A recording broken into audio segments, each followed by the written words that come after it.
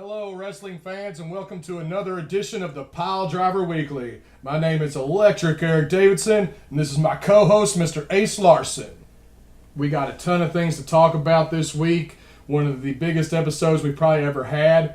But first, I just want to say, as you saw at the top of the show, the great Jackie Fargo passed away this week at the age of 85. Jackie was a Southern wrestling legend, and a lot of y'all are probably too young to remember him. And he was actually even a little bit before my time. I think he retired from the ring around 1980. I didn't start watching wrestling until about 83, when I was about 7 years old. But he was the original Fabulous One. Him and his brother were the Fabulous Fargos. And then, I remember him as the manager of the Fabulous Ones tag team, Steve Kern and Stan Lane. And one of my biggest memories of Jackie Fargo was when he was the special referee in the world title match where Jerry the King Lawler won the AWA world title from Kurt Hennig in 1988. But yeah, Jackie Fargo passed away at the age of 85. Rest in peace, Jackie. And now we're going to move on to OVW.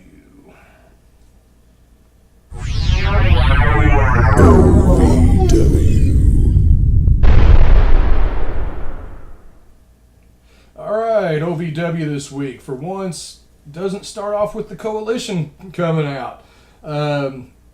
Commentators Gilbert Corsi and Michael Titus are hyping the upcoming Saturday night special. No Dean Hill on commentary this week. I don't know if he just had the week off or something. I don't know, but it's always strange when Dean isn't there. Rob Terry comes out, gets on the mic. He talks about Saturday night special, and he calls out Jay Bradley. Bradley comes out and says he's really not prepared to wrestle just yet, but he'll do it later tonight in the main event. Terry goes to leave, and Bradley attacks him, then takes a chair to him, targeting the left knee, which Rob Terry has already had trouble out of before. Then we see a vignette for the Body Guy getting ready to make his debut. I've seen him wrestle there before already, but I guess he just hasn't been on TV yet. Then we get a match between Paradise and Marcus Anthony. I tell you, this Marcus Anthony guy, he's just a beast. Paradise is a good wrestler, and he actually gets a lot of offense in here, a little bit of offense anyway. But Marcus Anthony just too powerful and gets the win over Paradise here. Then we see Heidi Lovelace backstage. She's kind of, getting on Taylor a little bit, because the way Taylor used her as a human shield last week. But, Taylor smooths it over, kind of sweet talks her. She's obviously manipulating Heidi. Then we get a match between Jesse Goddard and Rockstar Spud. Not a bad match, and Spud gets what I would consider the upset win here. Goddard has been kind of on a losing streak lately. Then we get Nikki and Taylor backstage making fun of Heidi. And then we see the Masked Man again, lurking in the shadows. Then we get the match between Heidi Lovelace and Lady Tapa. I'm not sure. I've heard it pronounced both ways. But Heidi tries, but to no avail. Lady Tapa tosses her around like a rag doll, and then almost beheads her with a kick to the face. Lady Tapa wins it. And then we see Jesse Goddard's backstage on the phone with his agent. His agent fires him, having a lot of bad luck there. And then we see Epiphany confronting her boyfriend, Eddie Diamond, about Lady Tapa's picture being on his phone. Then we see a trainer working on Rob Terry's knee, and out of nowhere, Bradley comes and just kicks the crap out of him. Then we get a TV title match, Sam Shaw versus Randy Royal, and Shaw talks a little smack here before the match. Shaw is so athletic, has a great looking drop kick, and he's looking poised to win here, but Randy nails him with the chain and gets the pin. But then out comes Tony Gunn and tells the ref, Chris Sharp, what happened, pulls the chain out of Randy's tights, and Sharp restarts the match. And so you're thinking for sure, Sam Shaw's going to win it now. And Shaw once again poised to win, and out comes the Coalition, causing the DQ. Then the OVW guys come out, and all hell breaks loose. And Shaw ends up getting rammed into a chair. Then we get a top contenders match, the main event match, Rob Terry versus Jay Bradley with Jamin Olivencia on commentary. Rob Terry's favoring the knee through the whole match. It wasn't a bad match either, but despite the bum knee, Terry gets the win here, and we'll go on to Saturday Night Special to face the champion, Jamin Olivencia. And then at the end of the show, out come Muhammad Ali, Vaez, and Michael Hayes. And, they're pretty pissed off. Sam Shaw is supposedly in the hospital. And then out come Ryan Howe, our good friend, and Rudy Switchblade and Rockstar Spud as well. And then out come the Coalition, and a big brawl ensues. Jason Wayne takes out everyone with a lead pipe.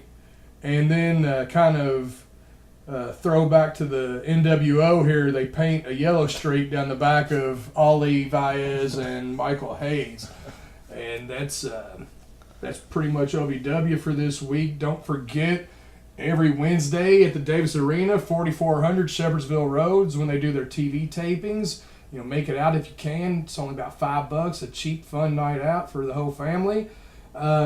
If you can't make it out, try to catch them Saturdays at noon on WBNA 21, the Ion Network, or you can also catch them online at ovwrestling.com. And now we're going to move on to Ring of Honor. Ring of Honor. Okay. Ring of Honor. Where do I start? Best in the world. Not tonight. Yeah, since day one, pretty much on the show here, and even before we started the show, I've always been a huge Ring of Honor fan, and I've always tried to promote them on the show here, and I've recommended buying their pay-per-views, and if anybody bought the pay-per-view on my recommendation this past weekend, I apologize.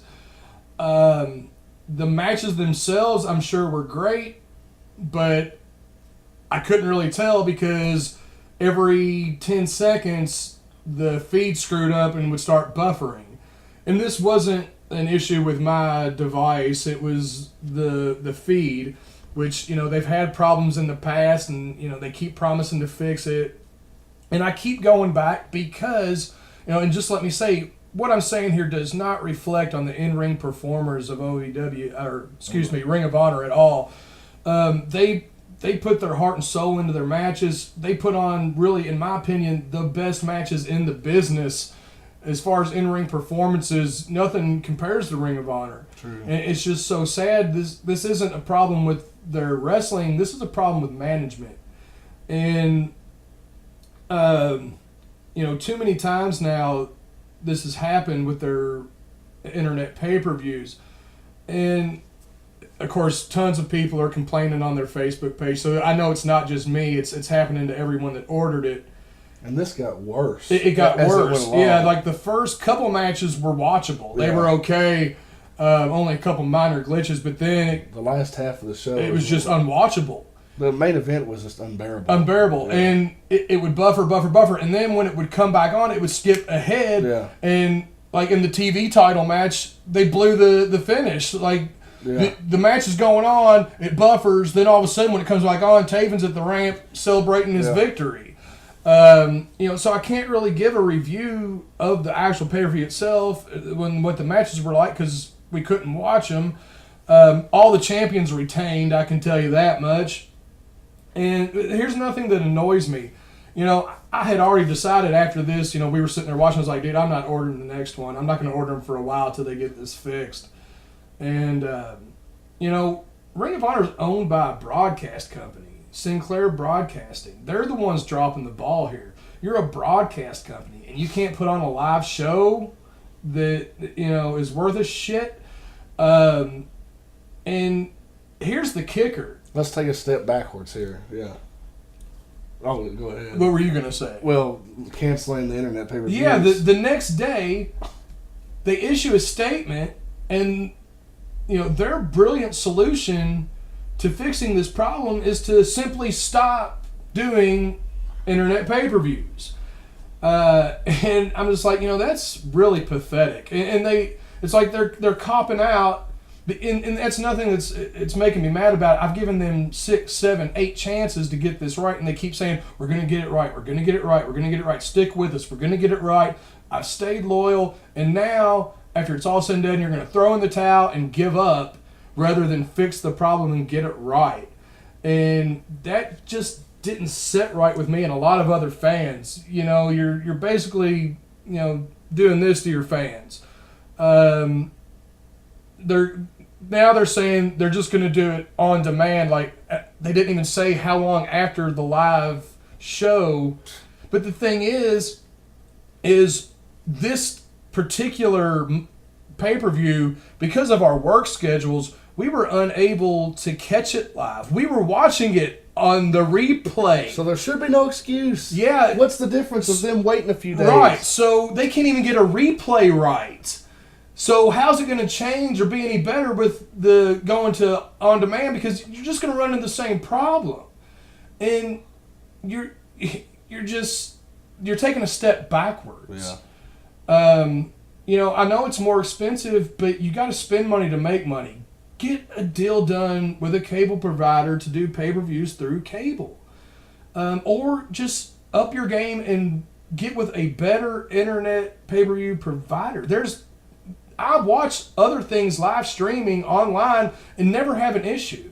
It's that's the thing in the statement. They kind of copped out and tried to blame it on the technology, saying that streaming live is still in its infancy and blah blah blah. So we're just not going to do it anymore, and that's crap. And you've been around 11 years. Yeah, 11 years. This is inexcusable. 11 years. Yeah. I mean, this is ridiculous. It really, really didn't sit right with me. But once again, let me say, this doesn't reflect on the wrestlers themselves. And that's why I keep going back to Ring of Honor and why I probably will go back again and continue to watch the weekly show. This has got to get fixed. I'll probably even fold and buy the on-demands, at least give them a chance. Because I love the in-ring action, and it's not the wrestler's fault. And they're giving their blood, sweat, and tears, breaking their backs trying to put on a good show for us. So, my hat's off to them. I'm sure they were pissed too. Yeah, I'm sure they're just as upset as the fans are. But, I'm not even going to review their weekly show this week or anything because we got a lot to cover anyway. But kind of as a punishment to Ring of Honor, we're not reviewing your show this week. But anyway, that's all I got to say about Ring of Honor this week. I'll probably have calmed down about it by next week. But now we're going to move on to Impact.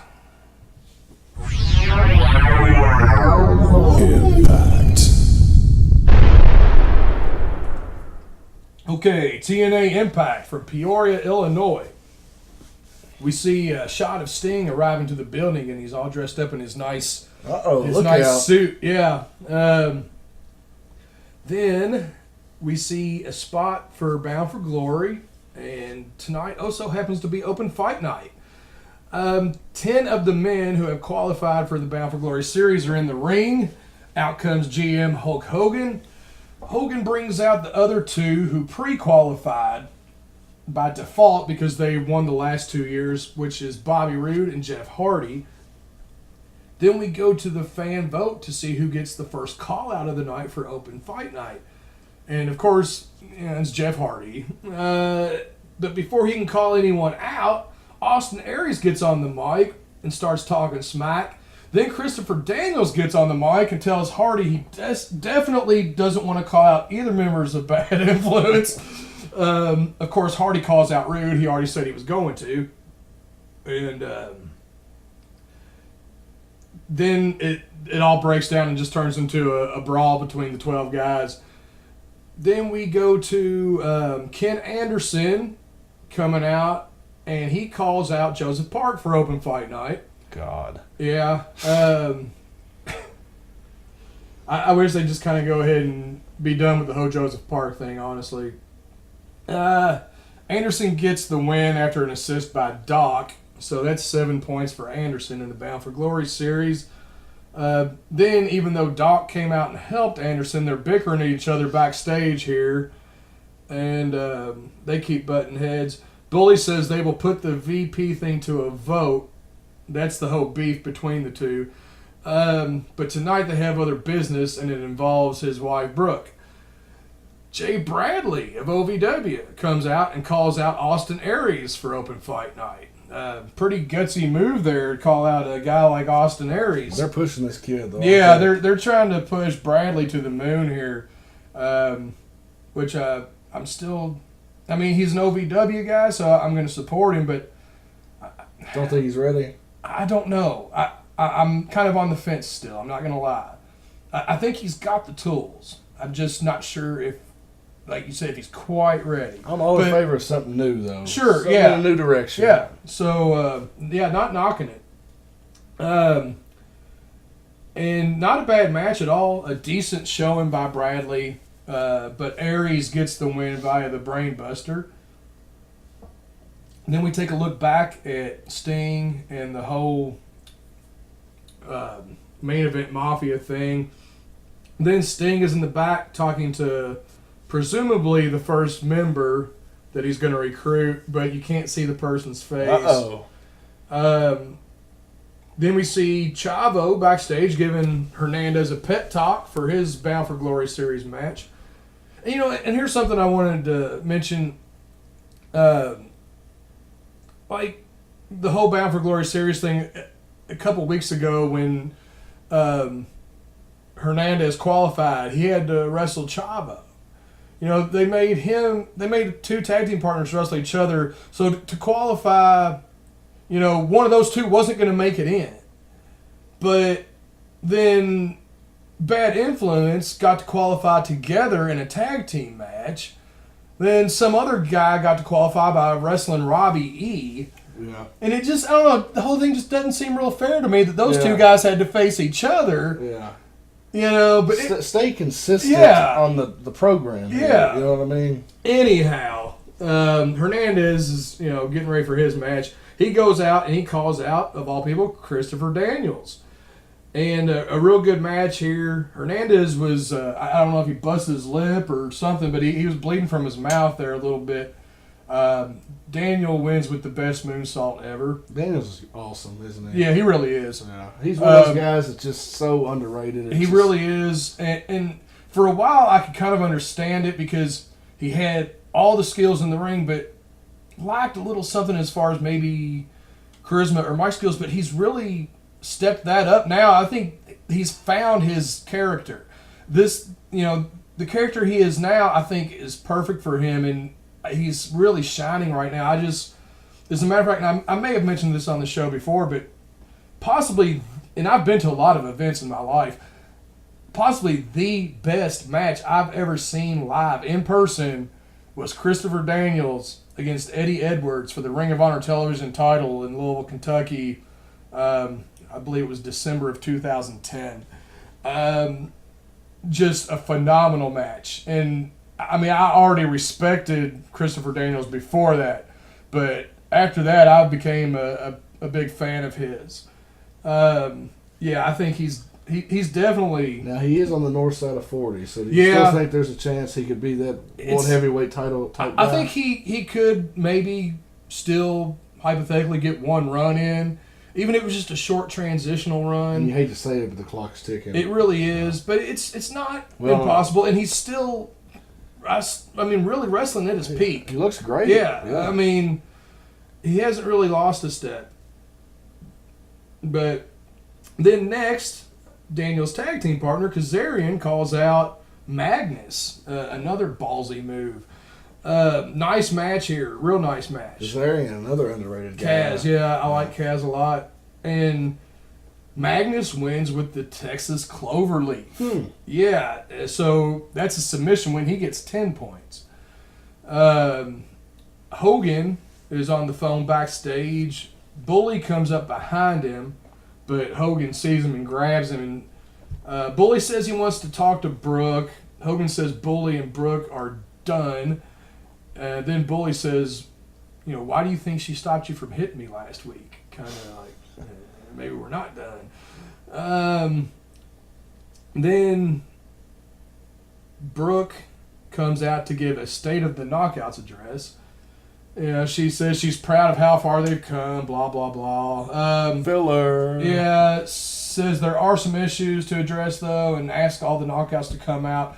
They all come out, including Eric Young, because, I don't know. Well, remember, of course, you haven't seen them in forever, but the Knockouts tag team titles. Yeah. Him and ODB won the belts, and they still have them. Yeah. Because I think the title's just kind of defunct. But anyhow, that's one of the first things she addresses here is that, hey, it's really not fair, Eric. You're not a woman. And, he kind of makes a joke about it. He's like, okay, I know, I get it. We're not the champs. All right. See, on the other hand, WWE would have probably dressed him up like a woman. Right, made him wear a dress. I don't understand their fetish with dressing men up like women. They've done that with so many people. Yeah. But, that's something else. But, they did it at WCW, too, with Perry Saturn, if you remember. Yeah. Oh, God. I think that was WCW, wasn't it? Yeah. Like 98? Yeah. Somewhere in there in the late Or was 90s. he WWE and Brian Pillman was WCW? I don't know. The Pillman was in WWF because he was in that angle with Goldust and Marlena where he had to wear the dress. I think I heard somewhere that Pillman actually enjoyed wearing the dress. Yeah, he was a nut anyway. Yeah. Love Pillman, but he was a nut. Well, and then they did it with Big Vito too, didn't they? From the Marmalukes? Yeah. I can't believe I just pulled that out of the... These are roads we really don't want to go down, guys. I can't believe that was back there in the recesses of my brain. Okay, anyhow, back to the knockouts. Yeah. Mickey wouldn't come out without her own introduction. She couldn't come out with everybody else. She gives a fakey speech. Brooke Hogan, not Hulk Hogan. Like I said, first order of business, she basically tells Eric Young he can't be a knockout, and they surrender their tag titles. Second, Velvet gets her rematch, and Mickey tries to talk her way out of it, of course. Then Gail gets on the microphone. I can't stand to listen to that woman talk. At least she can wrestle. Yeah, she can wrestle. I'll give her credit there. Brooks says Gail will face Taryn Terrell in Vegas in a ladder match. And considering the match that they put on Slammiversary, that could really be good. Yeah. Then we see Hulk Hogan in the back, basically making Brooke leave. And then we see Jeff Hardy getting warmed up for his match, and then they plug some sort of app that's like some sort of exercise thing for, I don't know. God, stop with the sports entertainment stuff. But then AJ Styles comes out, and he says this isn't about TNA or Aces and Eights. It's about him becoming the TNA champion. And he says this is no place for a hero, and once again he's sick of always doing the right thing. And then idiots in the crowd are chanting, "What? What?" Come on, guys. I mean, seriously. I mean, it's bad enough and annoying enough when the WWE Universe does it. Don't be tools. You're TNA fans. I mean, or wrestling fans. I watch them both. But I'm not going to be caught dead chanting what anywhere at any event. But that's a WWE thing. Mark thing. As stupid as it is, yeah, it's a mark thing. Yeah. Don't go there. Be TNA when you're at TNA. Don't go there. I mean, just stop it. It's stupid. Okay. Then we get Styles versus Samoa Joe. That's who he calls out. Good match. But, you know, man, the finish was given away here totally because the whole time during the match, Christy Hemme kept announcing how much time was left in the match. Oh, God. And if you've been watching wrestling for any amount of time at all, you know anytime they do that, it's going to end in a time limit draw. Yeah. I don't know why they do that. I mean, sure, okay, you can use the excuse, well, all the Battle for Glory Series matches have a 15-minute time limit. Yeah, but the last 3-4 weeks, they haven't counted down the time in any of the other fucking matches. I mean, stay consistent with what you're on. doing. 5 minutes left in the match. Okay, that means time limit draw. God. I mean, how hard is it to just stay consistent with the structure of the system? You see what I mean? It's simple. Simple. So, of course, it was a time limit draw. So I think they both get 3 points. Oh. Yeah, I'm not going to try and keep up with the points week to week, just trying to give an idea of what is worth what. We all pretty much know that it's got to be either Styles or Hardy that's going to take this thing. I'm going with Styles because I think Styles is going to be the guy that takes the belt off of Bully. I said that a while back. Okay, so then we see Bully backstage talking on the phone with Brooke, presumably. He tells her to turn around and come back. He even sends a couple of his guys out to escort her back. Then Hogan is backstage talking to the X Division guys. Then we see Bobby Roode versus Jeff Hardy. And actually, a really good match. And I have to say, Hardy looked good. Hardy looked good. Not a big fan of his, but I got to give the devil his due. I think he really stepped it up for this match. And, you have to against Bobby Roode. But, oh, yeah. I mean, I think Jeff looked better than I've seen him look in quite a while. Just think if he'd given a shit his whole career. Yeah, you know what I mean? But maybe he has actually finally grown up. Maybe he's finally learned his lesson and... hey, I'm all for second chances, man. God knows I haven't been perfect in my life. But, I gotta tip my hat to Jeff Hardy on this one, man. He looked good. And that says a lot because you better pack a lunch when you're going against Rude, like you said. Yeah. I'm only saying this because I'm a Bobby Roode mark, but damn it, Hardy gets the win. I was really hoping Bobby would get it. Anyhow, Bully comes out. Blah, blah, blah, bragging on himself like he always does. He asks Brooke to come out to the ring, but instead Sting comes out. Sting says just because he can't challenge for the title doesn't mean he can't get some retribution. Bully keeps threatening to snap his fingers and get his boys out there. Like Scott Hall would have done. Sting is pretty much ignoring him, and the whole time he's like loosening his tie, loosening his jacket, getting ready to kick some ass. Bully calls for the Aces and Eights, but nobody comes out. Uh-oh. Then the camera shoots to the backstage area there, and we see a shot of the Aces and Eights laid out. And, Bully starts to retreat up the ramp, and out comes Kurt Angle, and puts Bully in the ankle lock, and Angle's also in his suit. So Angle's the first recruit there for the new main event Mafia, which I kind of had a feeling he would be. I like it though. Yeah, I like it too, man.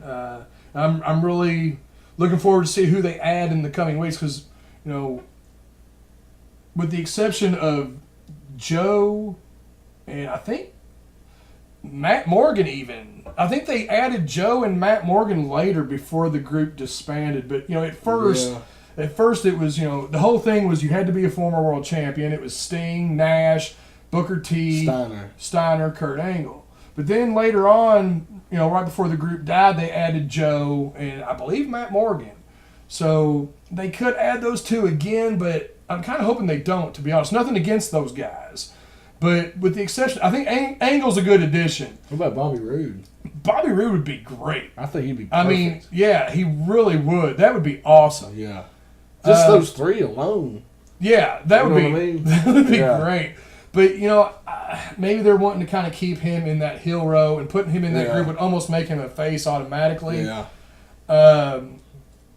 But we'll just have to see. But yeah, I think Bobby Roode would be great. But that does it for this week's Impact. Not a bad show, all in all. And next, we're going to move on to SmackDown. SmackDown.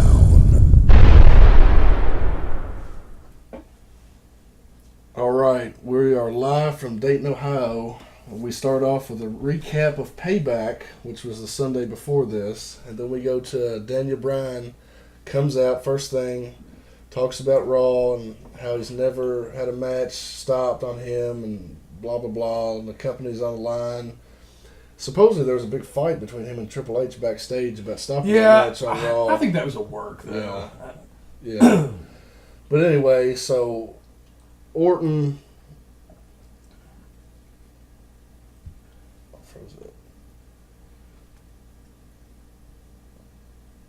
Oh, he said he saw pity in Orton's eyes, and he's going to prove that he's not the weak link, and he's going to beat Orton one-on-one. And now comes Randy shaking his head. Orton's cutting a promo, telling him he's wrong, says he's concerned about his well-being. And the match was stopped because he couldn't defend himself, says it wasn't pity, it was out of respect. Danny Bryan said he's going to shove that respect down his throat. Orton says fine, but he's going to hurt him. And this time he won't be walking out. He'll be carried out. So this took 11 minutes. Yeah, 11 minutes. It's like 5, okay. But I mean, this is a taped show. I mean, that's where I'm lost with this whole thing. I don't know. Then we get Sheamus versus Rhodes with Sandow. Great showing by Cody again, but of course Sheamus wins with the cloverleaf, which this feud makes no sense at all. They're not doing anything with these two guys. They're just running in circles like they have been the last several weeks. Then we get another spot for the Wyatts, which this is probably the 15th, 16th, 17th. I don't know how many times we've seen this. Then we get Curtis Axel defending against Barrett. Miz on commentary. Decent match. Of course, we all knew Axel was going to get the pin, get the win here. He's the Intercontinental Champion. Then they re-showed the Henry and Cena angle from last Monday on Raw, which I liked. We both liked quite a bit. Big shock there. And then we get a recap of the AJ and Caitlyn story, which is they only have two divas anyway, basically. Then we get AJ versus Natalya. AJ wins with the Black Widow again, just like she did at Payback, which is, so WWE, it's just the same old stuff, just over and over and over and over and over again. It's just, it's just like, all right, we're going to this town. Let's do it the same thing we did in the last town. We're going to do the same thing again when we get to this town. It's just like everything's a rehearsal. It's just same stuff over and over again. Then we get Jericho versus Del Rio, which was okay. I mean, what did you think of this? it was just all right. I mean, it was decent. What are they doing with Jericho? This makes no sense. I mean, well, the whole time I was watching it, I'm like, Jericho's going to job here. He's going to job.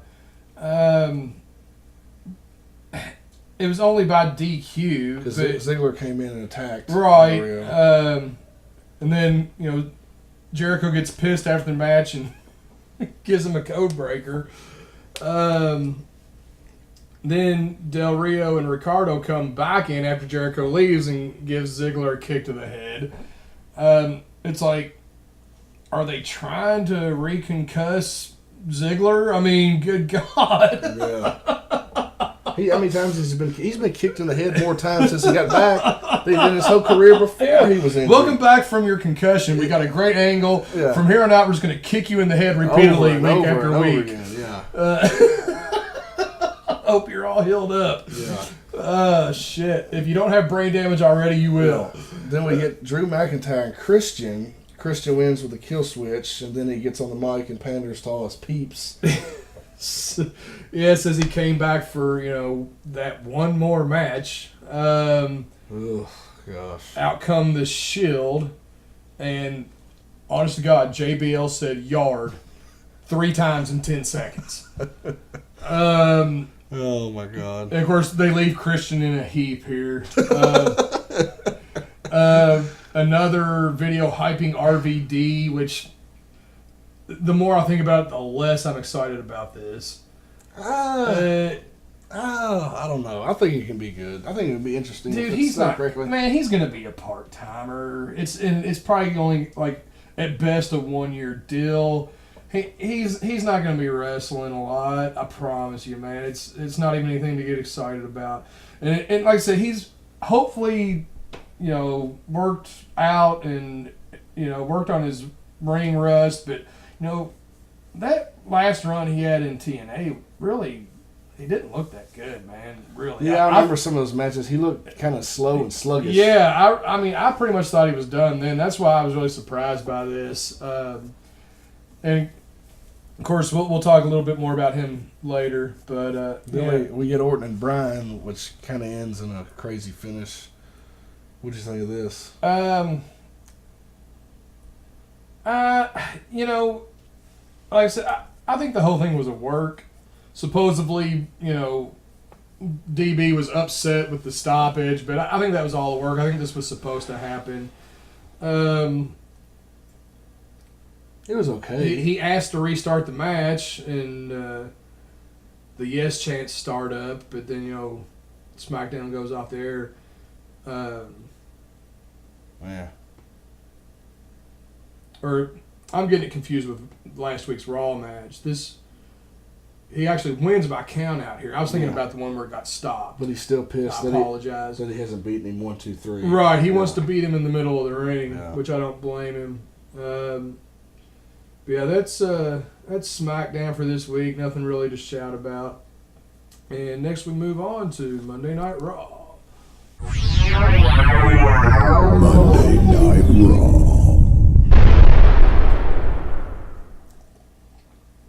All right, Monday Night Raw from Charleston, South Carolina. Take it away there, Ace. Daniel Bryan comes out to the ring, more weak link stuff, basically the same stuff we've seen for weeks. Then Randy Orton comes out, and basically we're going to have a match right here, right now, one-on-one. And it just becomes an all-out brawl all over the place. They're outside the ring, throwing each other over the table, into the table, and the refs just have to come out and get these two guys off each other. Basically, there's going to be a match later. Yeah, it's unfinished business. It actually ended in a double DQ. Yeah. The match did officially start, yeah. but it ended up double DQ. Then right after that, Vicky and Brad are backstage, and DB busts in. It's like basically demands another match later tonight, and he gets it. Yeah. Then in comes McMahon talking about what Vicky thinks about DB, and tells her basically to make the decision. Then we get Rhodes Scholars versus Sheamus and Christian, which this is just a crowd pandering, Travesty. just garbage. I mean, yeah, let's job out the Scholars to a team who's never even teamed together before. Yeah. That makes a lot of sense. To a guy that Christian, who has just left a mess a couple of days before on SmackDown, looking like a jobber, and then now he's teaming up with Sheamus and beating Rhodes Scholars. Yeah. What the... I mean, do they hire these writers? Are they like on some kind of like 8-hour basis or something? Is this some kind of temp service? I mean, I just don't. Oh, it frustrates me. Well, I heard that they recently fired one of the head writers, but he hadn't been there very long. I can't remember the guy's name, but it was kind of implied that the reason he was fired is because he wasn't just constantly a yes man to Stephanie and Triple H. And I'm not one to spread rumors on this show, so I usually don't even bring things up like that. But the writing really is piss poor. I mean, I could have wrote a better show, more dramatic build-up than this when I was 12 years old. It's the simplest rule they can't get right. Make it believable. Make it make sense. And they just... Well, and that's the thing with, the McMahon family having such a stronghold is that everybody's terrified to ever disagree with them. Yeah. You need people working for you that will disagree with you from time to time and give you a different perspective on things. Guys like Jim Cornette. Yeah. And, ultimately, I know those guys usually end up getting fired. But, man, when you have that guy or two that will say, hey, this is lame, it makes the company better. Yeah.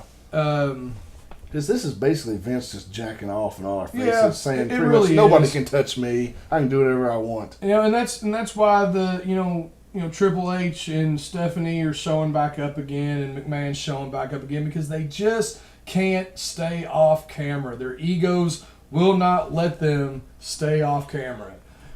But nobody cares. They think that people actually tune in to see them.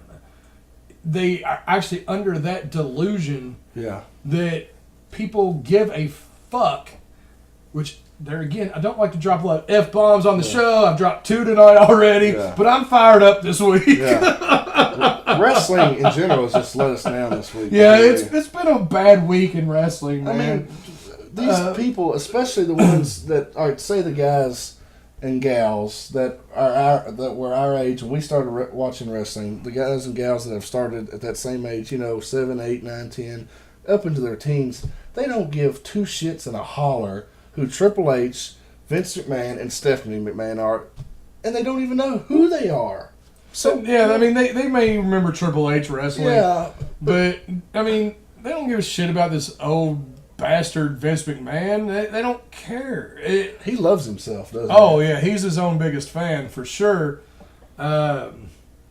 Embarrassing. Yeah. Then you get Punk and Vicky backstage, bitter, batter about, and then Vicky's saying "excuse me," then Punk's getting back in her face, yelling "excuse me" back to her, and it's just like, this means nothing. Yeah. I mean, then you get Oksana and Caitlyn, which the match really barely gets started, and AJ comes out dressed up like Caitlyn with a big fake muscle suit and fake hair, and then Big E comes out with some flowers and he gets in on the fun. Yeah. Oh God, I just want to throw up in my hands. But at least they're doing something with the women. Yeah, I mean, it's silly, and I'll say this much: really, all of Caitlyn's matches might as well be this short, because she got her 2 moves in, her shoulder block and her spear. Yeah. That's the only 2 moves she knows. So like John Cena of Divas. Yeah, why drag it out for 5 minutes when you can do it in 30 seconds? Yeah. Then we get the 937th promo for the Wyatt family. Yeah, it's like I'm like, they haven't debuted, and I'm sick of them. I'd say 1, maybe 2, 10, 15 seconds. That's it. Yeah. And just let them appear. And let them speak for themselves rather than shoving it in our face. You don't need 2-3 spots on each show. It's like, we know they're coming. We've known it for weeks now. Either are they coming or not? Because I'm really not starting to give a shit anymore. I couldn't care less. And when they debut, they're probably going to flop. I mean, it's not an interesting angle. Yeah. It's not. They haven't said that what they're going to do. All they're doing is laughing and howling at the moon. Yeah, they're just another psycho hillbilly backwoods gimmick thing. Yeah. It's nothing new. It's been done 1,000 times before. It's not interesting. Nobody's going to care when they debut. They'll probably keep that gimmick for 6 months tops. And then tops. Then they'll all go back to they'll disappear. Yeah. They'll go back down to NXT. Then they'll come back as somebody different a year or 2 later. Wouldn't it suck if they all came out and they started chanting Husky Harris? Fail. Then we get another Henry and Cena recap. And I almost said Ryback, so I'm so used to saying Cena with Ryback. Yeah.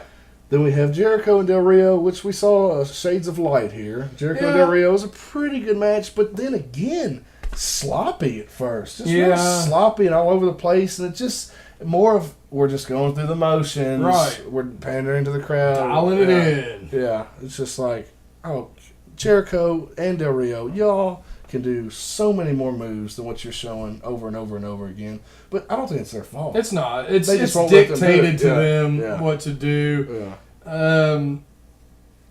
But yeah, Jericho gets Del Rio in the walls, and then Ricardo comes in and hits him with the bucket, causing the DQ. Ziggler comes in for the save, but ends up nailing Jericho too, which, there again, I'm not understanding. It's kind of like they're trying to build a feud between Jericho and Ziggler here, which doesn't make sense when you just tried to turn Ziggler babyface to chase Del Rio. Why are you going to put him on the bad side of a guy like Jericho, who everybody loves, at the same time? It doesn't make sense. And then they announced the match at Money in the Bank for the World Heavyweight title, Del Rio versus Ziggler, when they just teased us with Jericho. And right. It's like, what is going on here? Yeah. So I almost turned it off, but we'll go on. We'll continue. Then Vicky and Brad once again are backstage, and what this Brad Maddox guy? One quick second here. What has this guy done that I'm not aware of? I mean, he was an OVW, and he's been around for a little while, but does he deserve all this TV time? No, I mean, he certainly doesn't deserve more TV time than Justin Gabriel, who you wouldn't even know worked for the company. Yeah, who's better than 90% of the roster. And where's Chris Hero? I guess he's still wasting away down in NXT. And so is El Generico. God. But Brad Maddox, you see him several times a night. Yeah. Doing absolutely nothing. Yeah, Triple H comes up, says he heard a nasty rumor that they're thinking about canceling the Daniel Bryan Orton match. She says, yes, and explains why. Triple H says that the WWE Universe, which is so stupid, we're fans. Just call them fans. The fans, man. Or they just call us marks in the WWE Universe. Yeah. I mean, that sounds so... It's stupid. The fans want to see this match and says that the fans should get to pick the stipulation.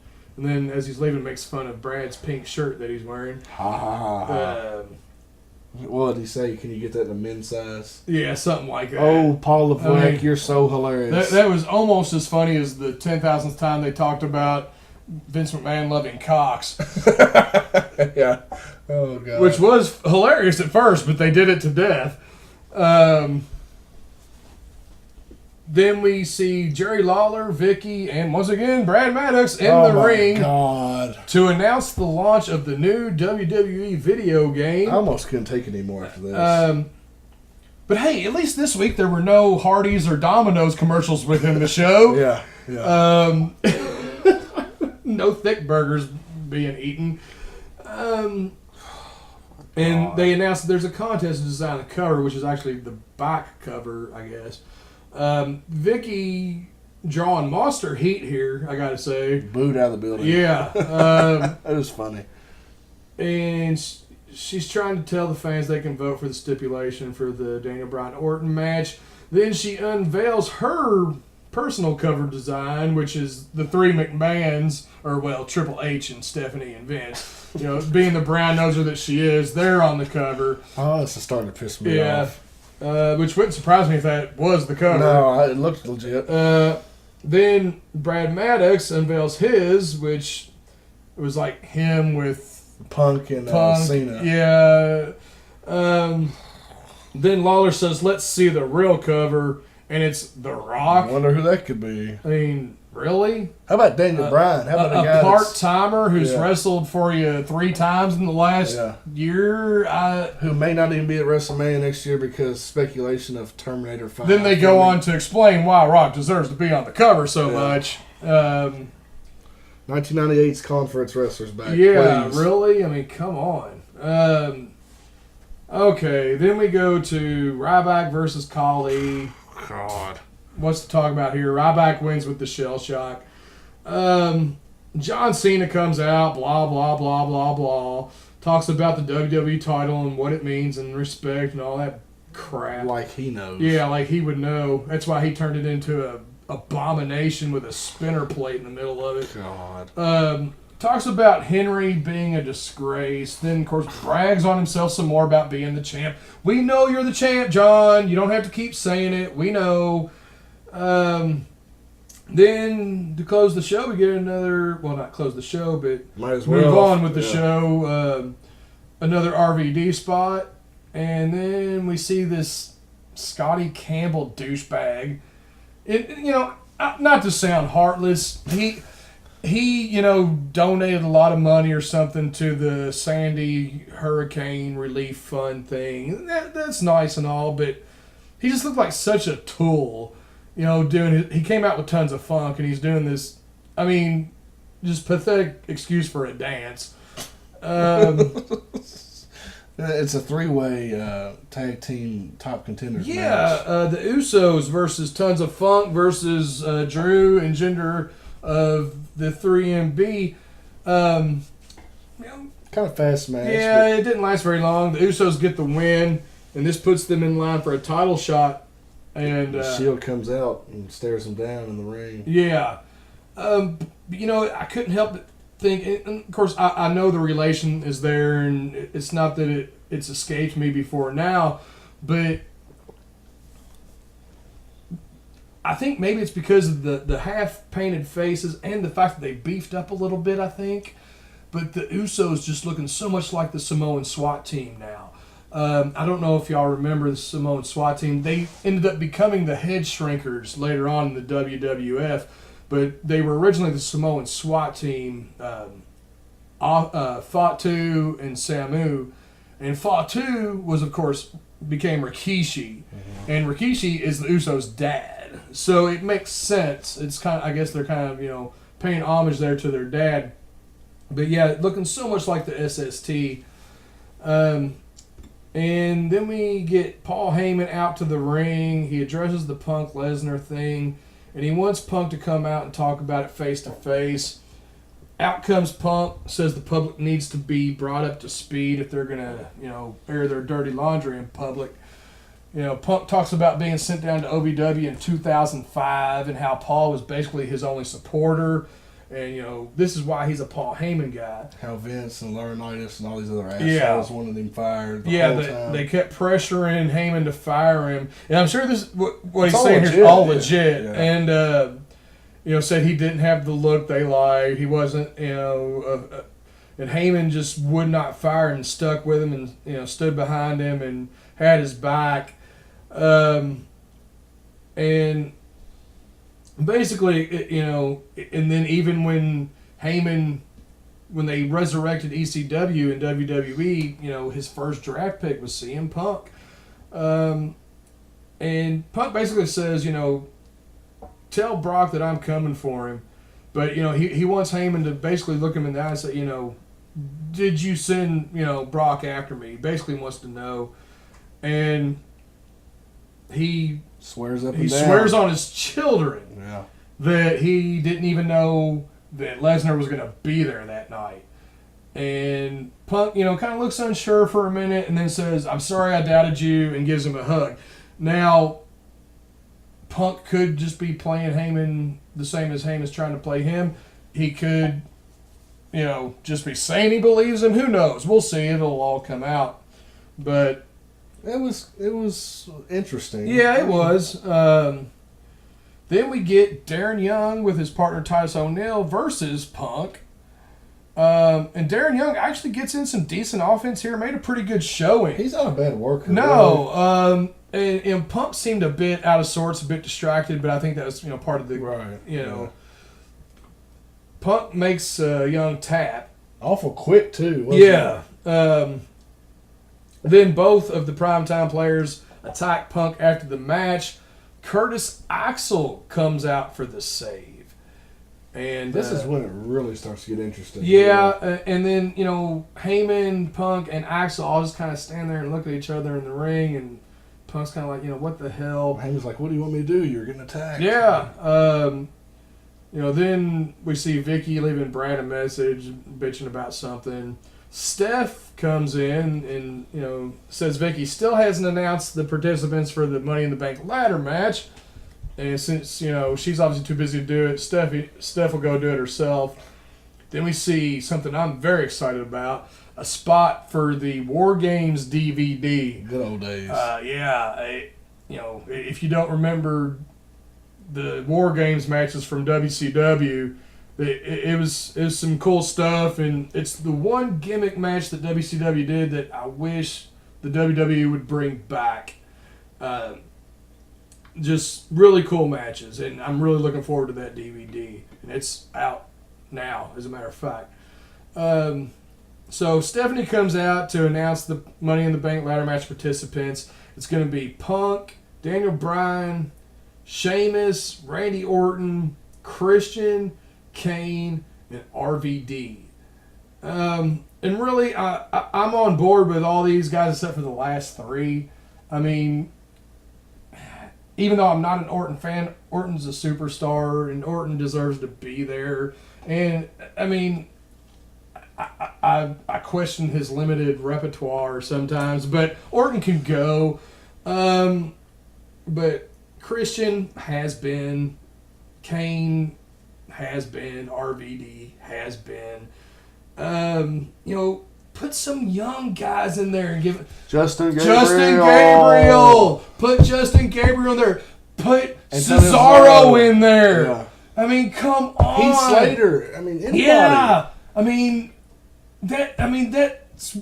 Cody Rhodes, Wade Barrett, Damian Sandow, Yes. Tyson Kidd, but I don't think he's healthy yet. But you get the picture. Come on. Even Curtis Axel. Yeah. I mean, God, what if he won that? How crazy would that be? That'd be wild. But, Christian, Kane, been there, done that. I like Kane. I got nothing against Kane. I respect Kane. But he doesn't need to be in the Money in the Bank ladder match, and he certainly doesn't need to be in the title picture. RVD, this is presumably going to be his first match back. How does he deserve to be in there? How can you justify that? I mean, the guy hasn't been around for 4 years, and he automatically gets a chance to get a title shot in his first match back? Really? Ryback, shit, put him in there. Even Ryback. Which would really be a waste, but he can't. The guy that can't win. He can't win, yeah. Then once again, Brad and Vicky backstage. Ryback comes up and says he wants a rematch with Cena at Money in the Bank.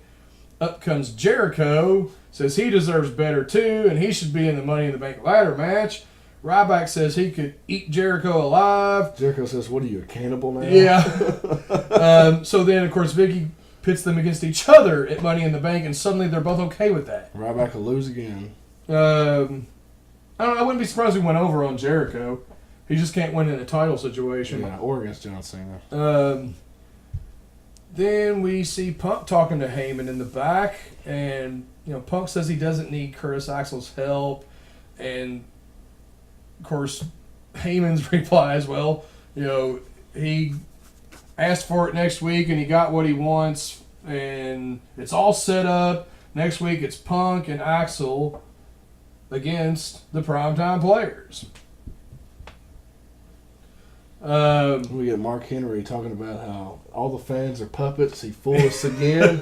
Hey, he's actually not bad on the mic. Really. No. And I'd love to see him just squash the hell out of Cena. Even Oh, though my I know God. it's not going to happen. That would be a thing of beauty. And, if anybody deserves the belt, it's Henry, man. Henry's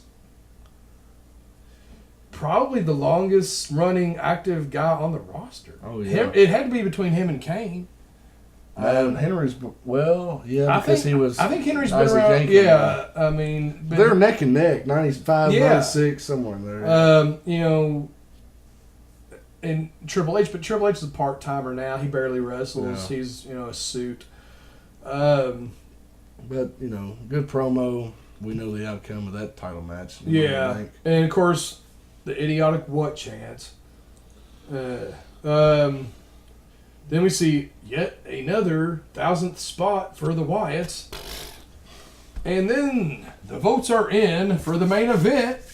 And Randy Orton versus Daniel Bryan is going to be a street fight. You got chairs, you got tables, you got kendo sticks. At one point, Daniel Bryan powerbombed Randy Orton off the apron into a table outside the ring, which is an awesome spot. I mean, Orton then at one point hit Daniel Bryan as he's going through the middle of the ropes dive in the head with the chair, which was sweet.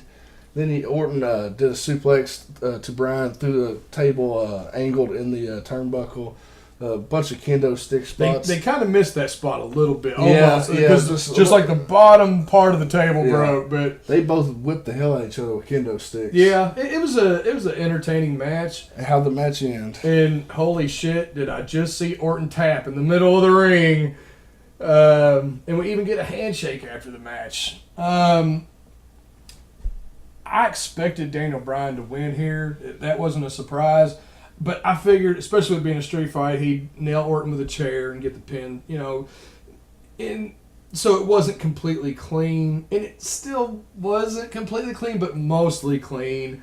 But I gotta give Orton credit here, man. He taps in the middle of the ring to Daniel Bryan. And, the thing is that a guy of Randy Orton's status, he doesn't tap to anybody unless he wants to. Yeah. It doesn't. He's got that power. He does. He has that power. It doesn't matter who the booker of the match is. If Orton doesn't want to put you over, he doesn't have to.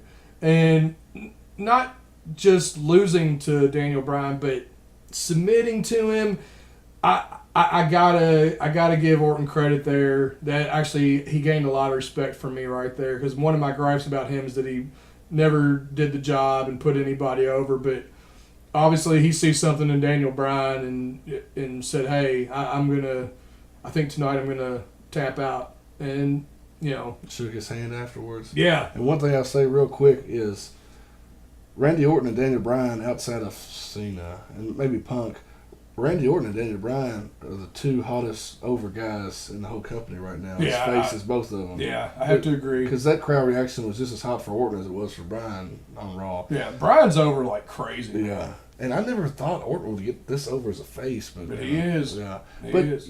This is the first, love him or hate him, this is the first major superstar that has put Bryan over clean in the WWE. So just take note of that into the future. No, like I said, I gained a lot of respect for Randy Orton.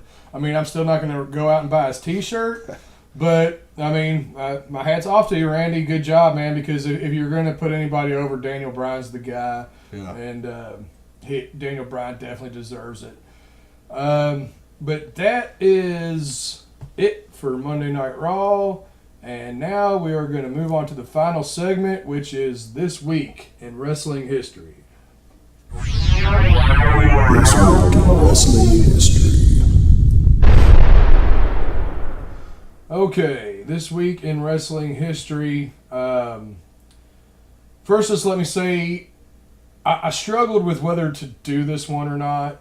I think it has to be done, though. Yeah, it's kind of like, the old saying, the elephant in the room. We almost had to address it, almost had to talk about it, but I want to maybe put a little bit of a different spin on it. Because,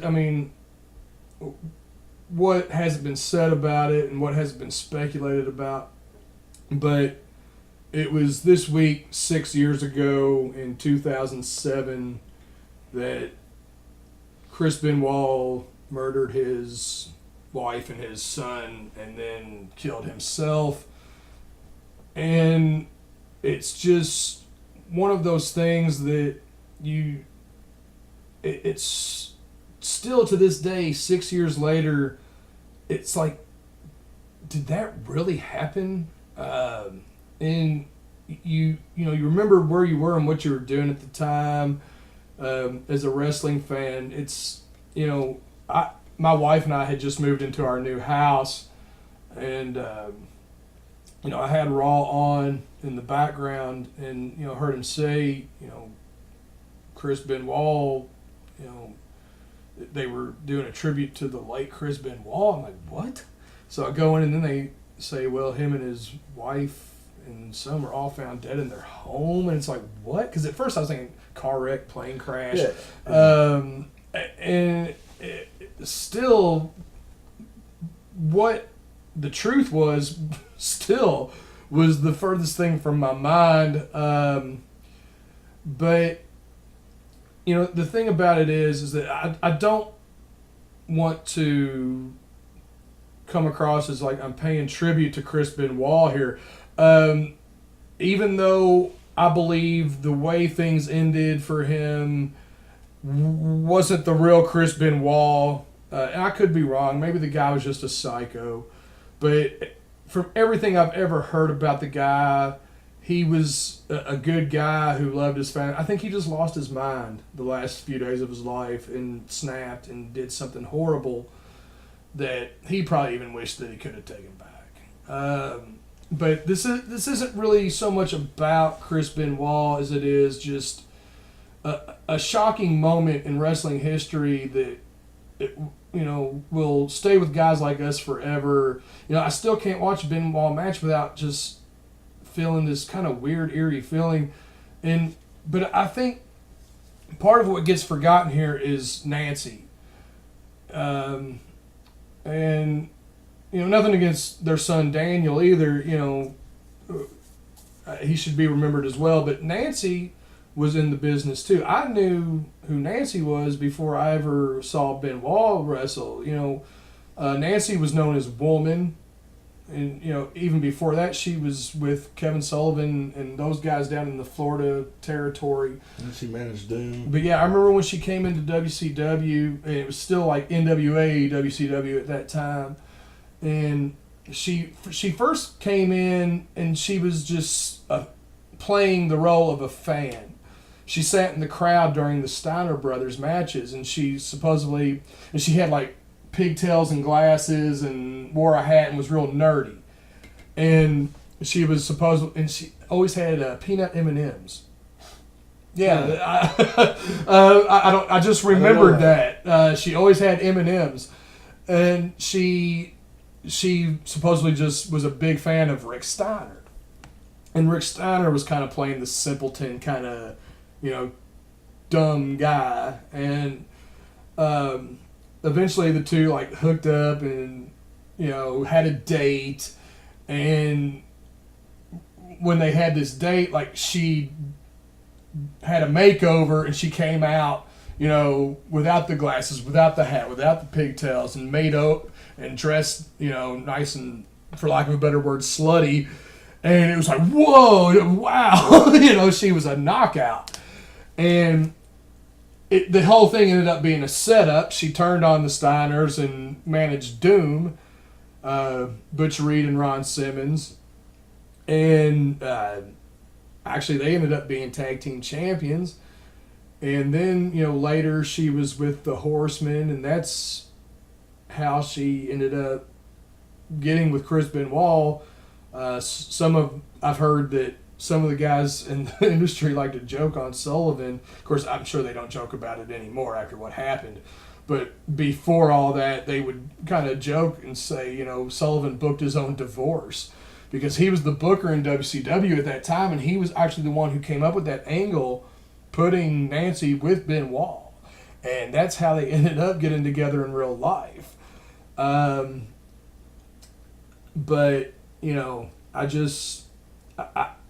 I had to kind of bring that up. What are your thoughts here, Ace? Well, it's the fine line between separating the monster that he went out as and the wrestler that he was. It's so much of a mixed emotion type feel. It's just like you want to respect his career and what he accomplished and what he meant as far as a talent.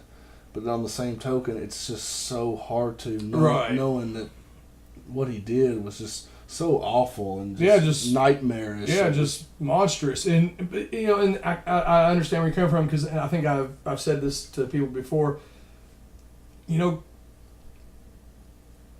Chris Benoit, even though he is a stranger, we never met him in our lives, and who really knows somebody, but. We watched the guy every week on TV for years, and you start to you feel like you know these people, even though you don't. It's like Chris Benoit couldn't do that, but it's and what's sad about it, as far as the greatest of all time, I don't think there's anybody in the history of this business especially in the last 20, 25 years, that worked harder than this guy. Probably not. This guy Yeah. just worked his ass off. But and that's part of the sad part about it, not just the loss of human life, and it's a tragedy, but he basically destroyed his career at the same time. Yeah. He destroyed his life, his wife's life, and the life of his family. Both families, they're devastated forever. That's something they'll never get over. Yeah. But he also completely wiped away his Legacy. his legacy, his wrestling career, which was a phenomenal career. Now he'll never be a Hall of Famer. He'll never, he'll barely be mentioned because, of what he did. But Still a lot to wrap your mind around. it really even is. 6 years later. It's still hard to believe that could even happen. But like I said, I almost didn't even do this subject. I almost went with something else, but it's, You have to bring it up. yeah, and next year at this time, I will go with something else. But, I just kind of felt like it needed to be addressed. And, like I said, to pay tribute to Nancy, that, she, I think, tends to get overlooked in the whole thing. But, anyhow, that's this week's episode. We're pretty much out of time. Don't forget, we got the email address set up. It's tpwshow@gmx.com. Drop us a line. Let us know what you think. I would love to do a weekly segment where we go to the mailbag and, read what y'all send us, but I can't do that if you don't send us anything. So send us some mail. Let us know what you think about the show. But that's it. We got to go. For Mr. Ace Larson, I'm Electric Eric Davidson, and we will see you next time.